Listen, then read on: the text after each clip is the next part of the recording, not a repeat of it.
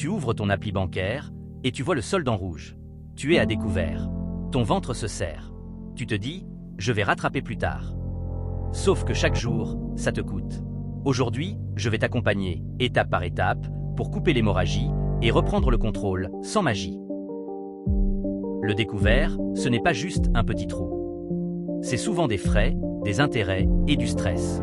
Et le pire, c'est quand tu ne regardes plus. Alors on va faire l'inverse. On va regarder en face, calmement. Et je te donne un plan simple à faire aujourd'hui, même si tu n'as pas d'énergie. Je te pose une règle très simple. Tu ne vas pas devenir parfait en une journée. Tu vas juste gagner une première victoire. Une victoire, c'est quoi?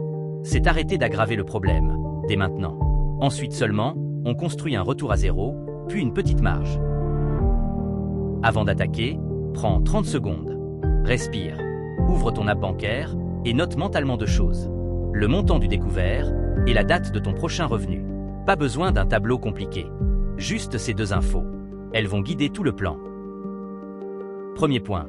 Aujourd'hui, tu dois stopper ce qui creuse le trou. Je te donne un conseil très concret. Tu vas mettre ton compte en mode survie pendant 7 jours. Ça veut dire, tu coupes les sorties non vitales et tu sécurises l'essentiel, nourriture, transport, factures critiques. Mini-check à faire maintenant. Regarde tes paiements à venir et repère ce qui peut passer en découvert automatique, abonnement, achat en ligne, petites applis. Si tu peux, mets en pause ou annule, au moins pour ce mois. Le but, ce n'est pas de te punir. C'est de stopper les micro-fuites. Je te donne une astuce simple.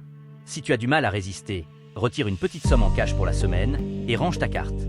Comme ça, tu vois l'argent partir et tu évites les achats sans y penser. Ce n'est pas vieux jeu, c'est juste plus clair pour le cerveau. Deuxième point, tu vas réduire le coût du découvert. Beaucoup de gens n'osent pas, mais appeler la banque, ça peut t'aider. Pas pour supplier, pour clarifier et parfois négocier. Tu peux demander une réduction de certains frais ou un plafond temporaire ou une solution de remboursement plus stable. Voici un mini-script que tu peux suivre, très simple. Bonjour, je suis à découvert, je veux éviter d'empirer. Je cherche la solution la moins coûteuse. Est-ce qu'il y a des frais que vous pouvez enlever? Et est-ce que je peux avoir une option plus stable pendant un mois? Tu restes calme, tu répètes l'objectif. Mini-check du point 2. Active des alertes. Une alerte quand tu passes sous zéro et une alerte quand un paiement arrive. Comme ça, tu n'es plus surpris. Et si tu as plusieurs comptes, choisis un seul compte pour les dépenses de la semaine. Moins de confusion, moins d'erreurs. Troisième point, tu vas créer un plan de sortie, très court, sur 7 jours. Pas un plan parfait. Un plan qui marche même avec une journée nulle. L'objectif est simple. Chaque jour, tu fais une action qui te rapproche du zéro et tu évites une action qui te replonge. Je te donne un protocole à tester sur 7 jours. Jour après jour, tu fais 3 minutes. Tu regardes ton solde. Tu choisis une dépense à éviter aujourd'hui. Et tu choisis une mini-action qui rapporte ou libère un peu d'argent, même 10 €, même une vente, même une annulation. Exemple concret. Tu annules un abonnement. Tu appelles pour baisser une facture. Tu revends un objet qui dort. Tu cuisines simple au lieu de commander. Ce n'est pas glamour, mais c'est puissant. Parce que tu reprends la main. Et ton cerveau arrête de fuir le sujet. Mini-check du point 3. Tu fais une liste mentale de 3 dépenses refuges qui te sauvent quand tu es fatigué. Un repas simple, un trajet moins cher, une activité gratuite. Comme ça, quand tu es tenté de dépenser pour te calmer, tu as une alternative prête.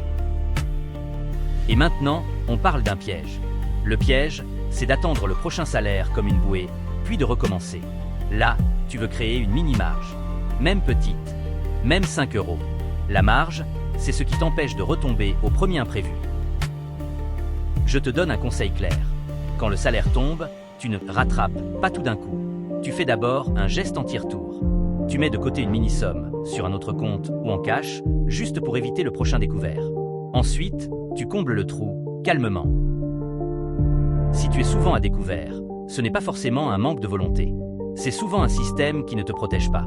Ton job, ce n'est pas d'être parfait. Ton job, c'est d'avoir des garde-fous. Alerte, plafond, pause d'abonnement et un plan très court. Je résume en une phrase. Aujourd'hui, tu stoppes les fuites. Tu réduis le coût. Et tu poses un protocole sur 7 jours. C'est tout. Si tu fais juste ça, tu avances déjà. Et tu te sens mieux parce que tu as un plan, pas juste de la peur. Petit rappel important. Cette vidéo est éducative, ce n'est pas un conseil financier. Fais tes propres recherches et adapte à ta situation. Si tu es dans une situation trop lourde, n'hésite pas à demander de l'aide à un professionnel ou à un service d'accompagnement budgétaire.